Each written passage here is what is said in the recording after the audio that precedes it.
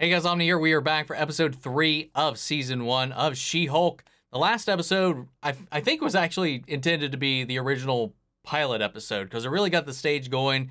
It got us reintroduced with Emil Blonsky and how she's going to be representing him.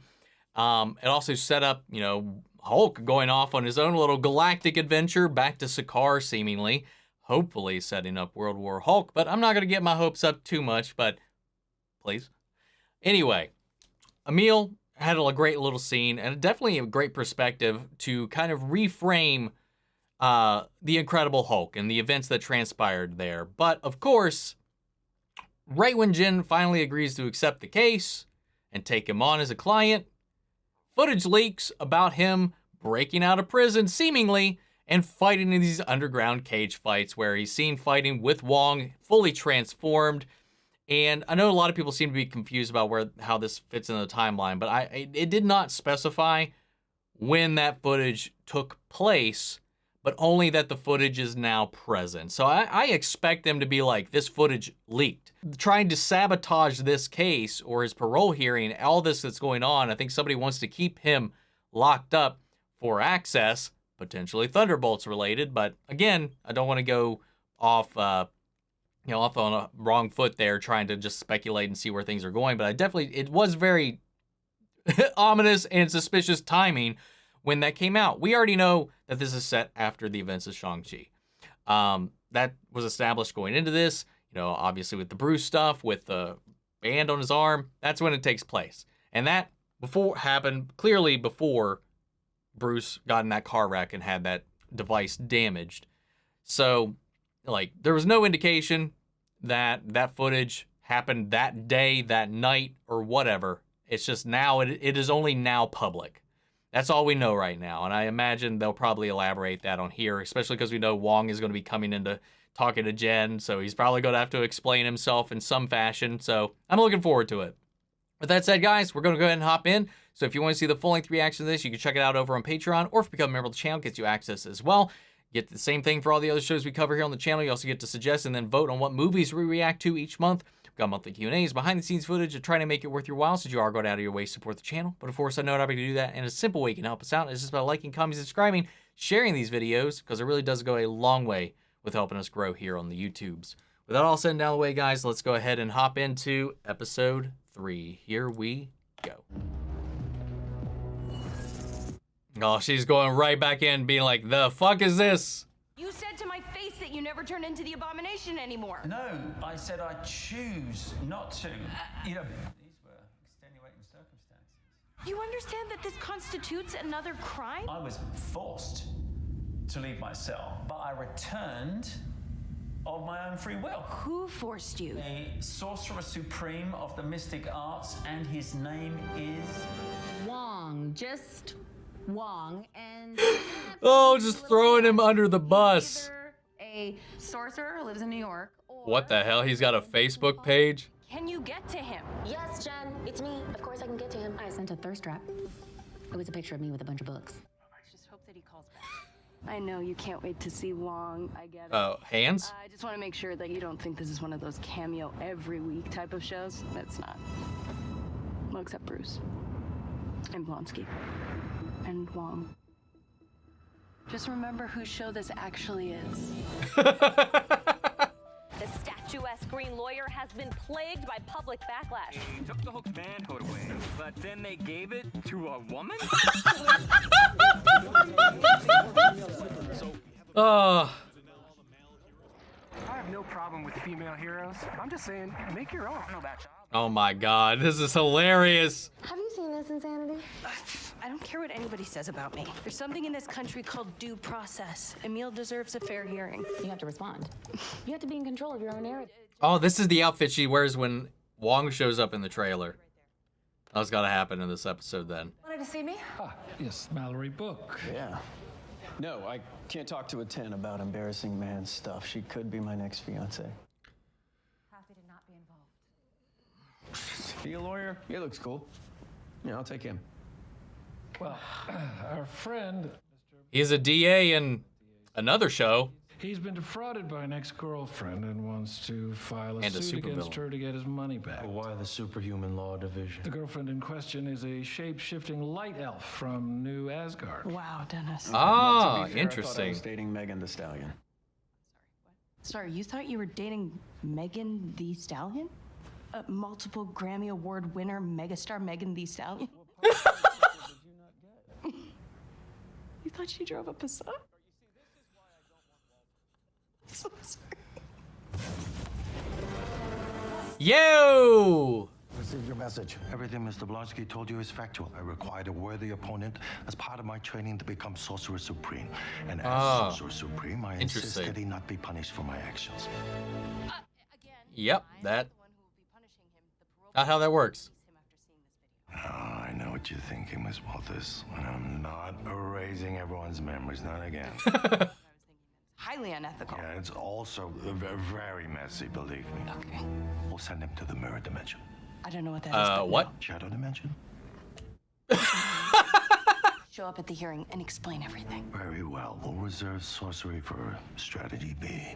Don't tap your nose. How much money in cash and gifts did you spend on the Megan the Stallion imposter?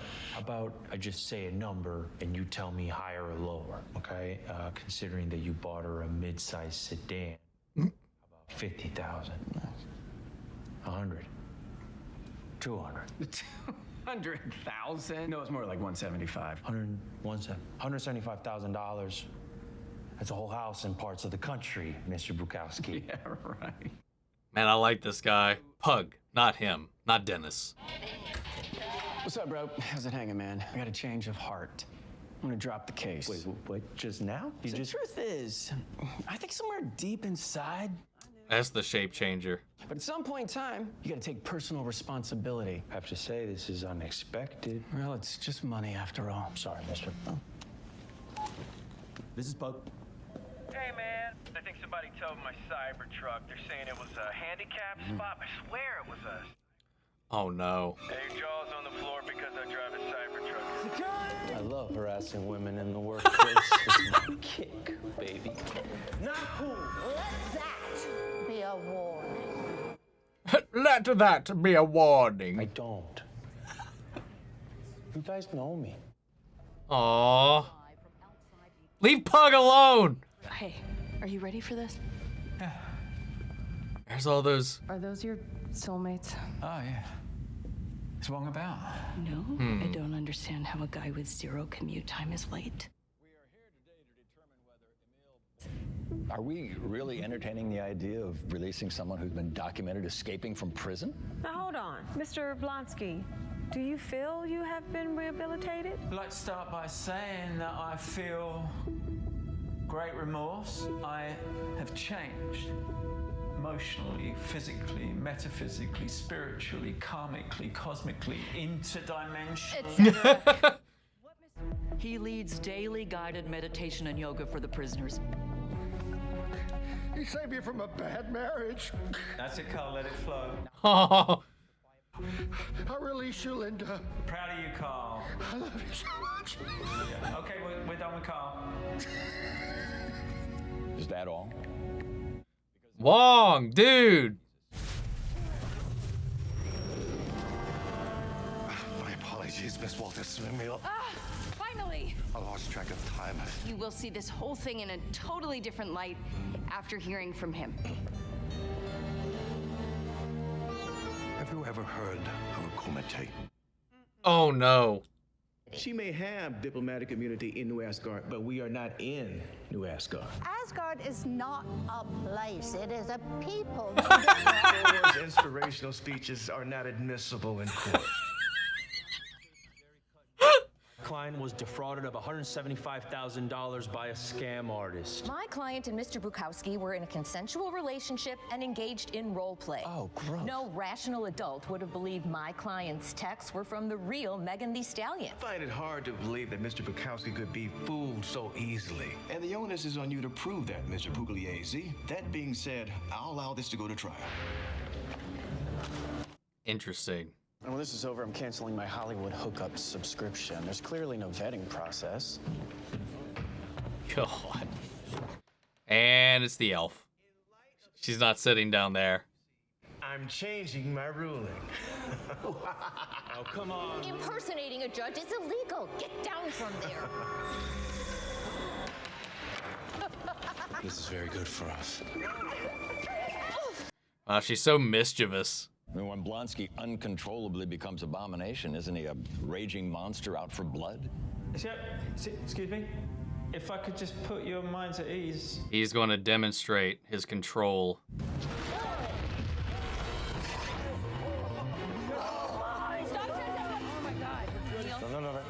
Yeah, he's in control. I'm in full control. That's enough! Oh, calm down. Okay, everybody calm down. This proves that in every instance, Mr. Blonsky could have broken free, but has chosen to remain in his cell. Mr. Blonsky spent his entire incarceration practicing a strict regimen of training and self-discipline. We will adjourn for today and consider all of the facts. We will reconvene once a decision has been reached. And please, let's get this man some clothes. And as for Mr. Wong, just Wong, you realize that you've just admitted to facilitating a prisoner escape. Oh, is she gonna have to represent Wong now? I must have run. He's like, nope, I'm out.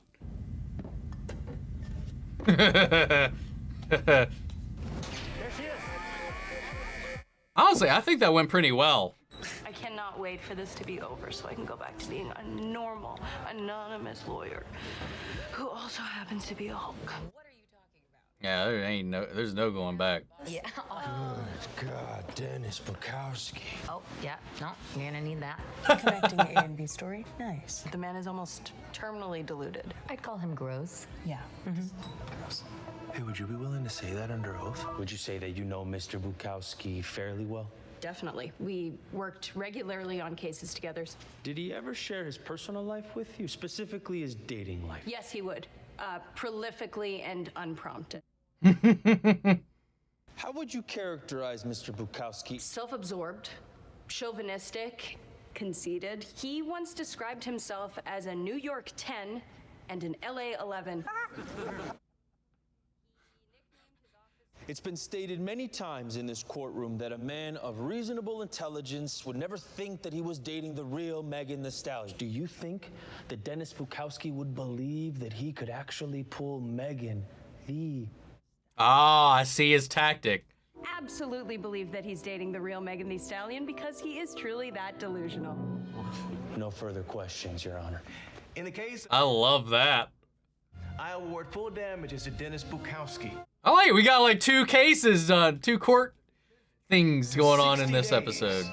For impersonating a judge. No, 9. That's right. There's only one Megan Thee Stallion. Hey, do you guys think I have a shot with the real Megan Thee Stallion? Should I go back? No. I wish there was a way we could remove her powers and make sure she doesn't victimize anyone else. What the fuck? Oh, did Dennis Bukowski just give me an idea? After reviewing his record, we hereby grant Mr. Blonsky's release on... Woo! But who leaked the footage? Mr. Blonsky is prohibited from turning into abomination indefinitely and is ordered to wear an inhibitor in perpetuity. Any violation of this condition will result in... Ooh. Understood. Thank you. Thank you. Interesting.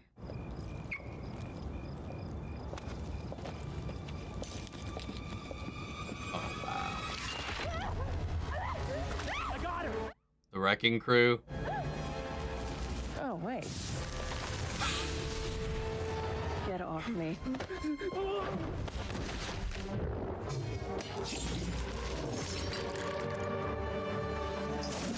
You guys Robin as guardian construction worker? All right, let's do this.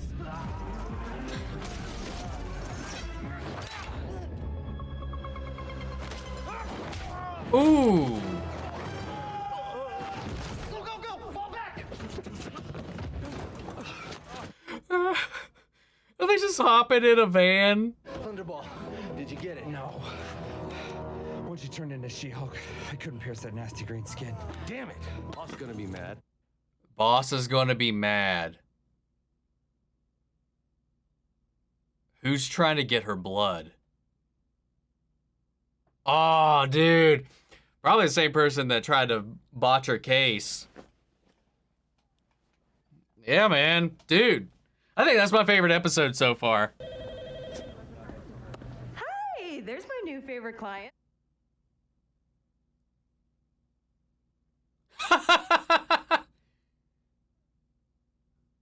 What the fuck?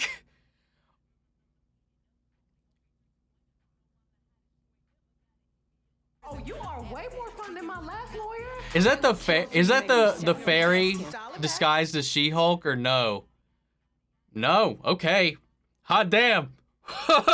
Hey. All right. I was like, there's no way that's Jen, but I guess that's the implication. Why is she representing her? She's not a superhuman. I'm so confused by that scene. But I'm not going to deny I didn't mind seeing it. Jesus.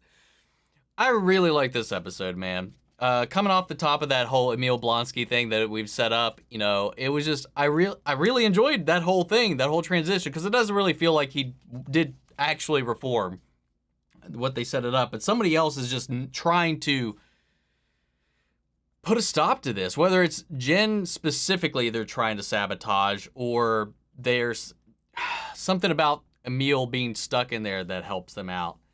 And I don't know, though, but again, once Jen has won this case and got out there, the Wrecking Crew, this hodgepodge group of like guys who just has these stolen Asgardian artifacts, try to get her blood. So the boss isn't going to be happy. Who are they working for?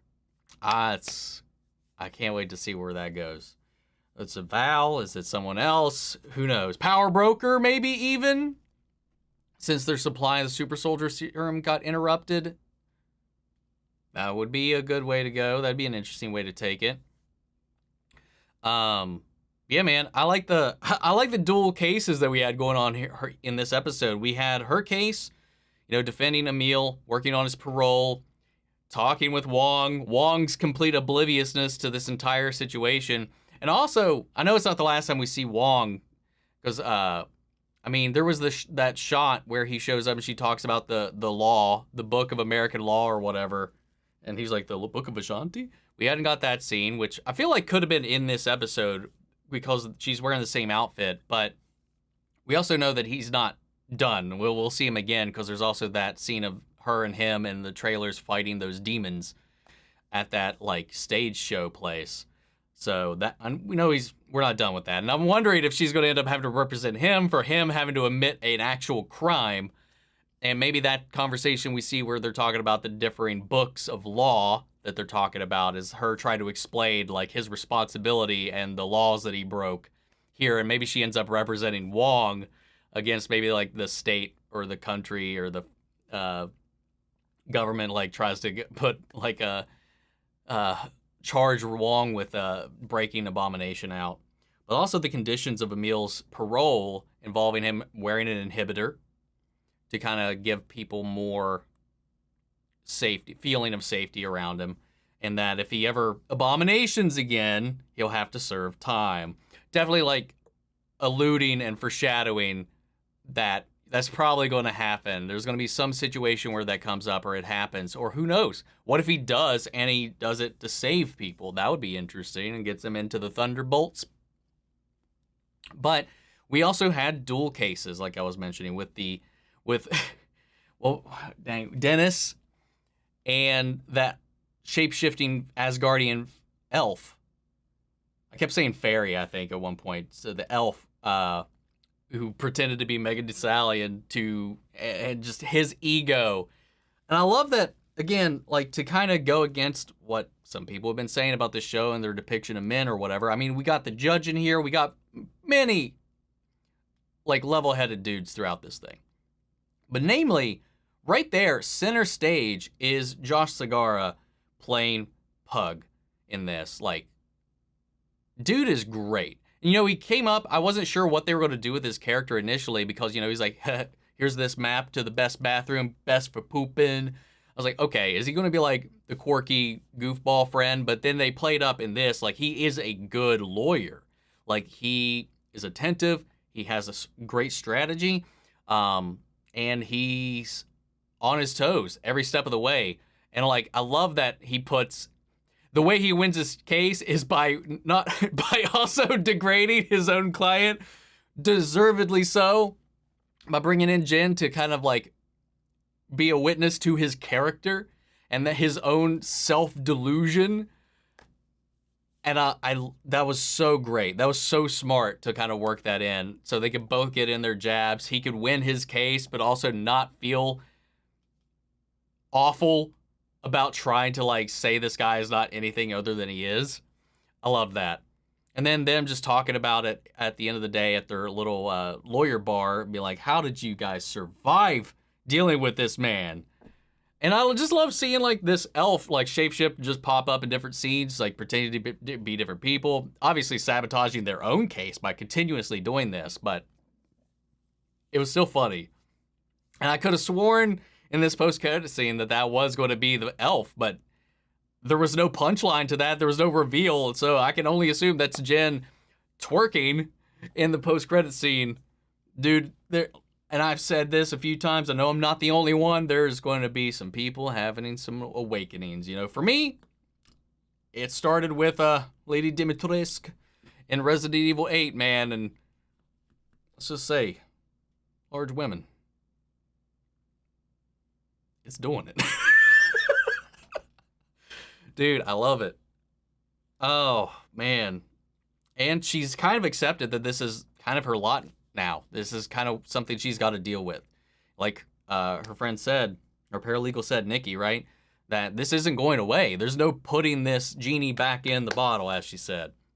And I like that whole aspect of it. But we've got a bigger question above, like, kind of dangled above us throughout this episode. The 7 soulmates were seemingly just that. These female pen pals that, you know, fell in love with him as a group and were going to financially support him. He's going to go off and create a meditation retreat. We'll see how much of that is true. There's no fabrication of that, maybe. Who knows? We'll see. But I really enjoyed this episode. Like, thoroughly enjoyed this episode.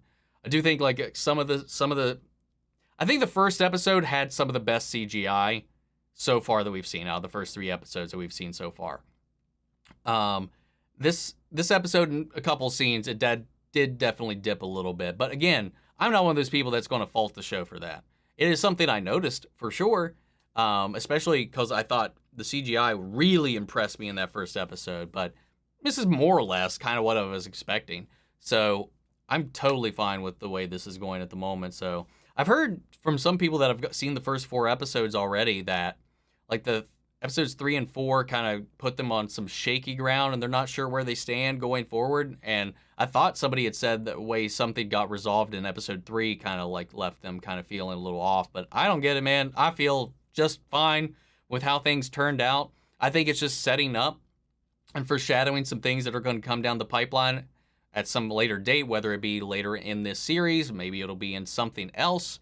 But I really like the vibe of it. And it gave us our lawyer show. Again, we got 2 hearings in this episode. And I hope we get many, many more moving forward, because that's kind of the stuff that I've really been looking forward to seeing, like seeing the lawyers be the lawyers in this world, in the MCU, and hold these mythological beings and empowered peoples accountable for some of the shit that they get into. Yeah, man, I'm down.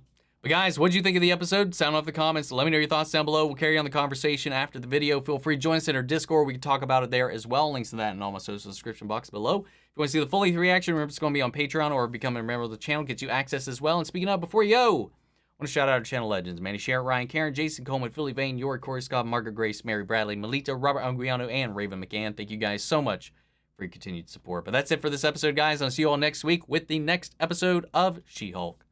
Take care, everybody.